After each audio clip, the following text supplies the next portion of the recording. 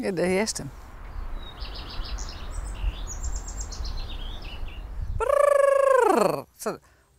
En het tremeloutje. Elke morgen is het in de tuin van Leni Dijkstra een wierconcert van reedstukjes.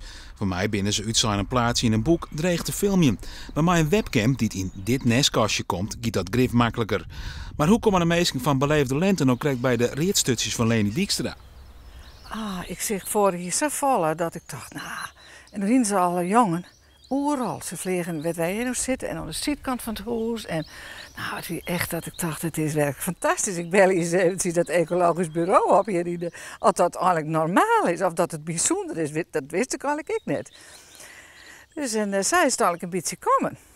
Ecologisch onderzoeksbureau Altenburg en Wieminga zal de webcam morgen plaatsen.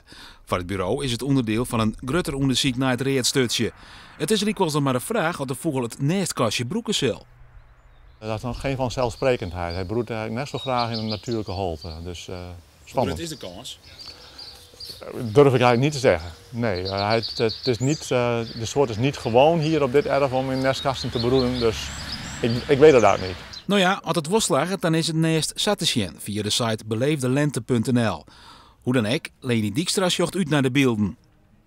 Als het erin kroepen zo, dan ben ik wel hartstikke nieuwsgierig hoe dat uitgaat en maar die jonkjes. Want dat is ook zo mooi, als die jongen eruit komen, dan zijn ze eigenlijk al zeven grutter als de huitemem, krachtiger.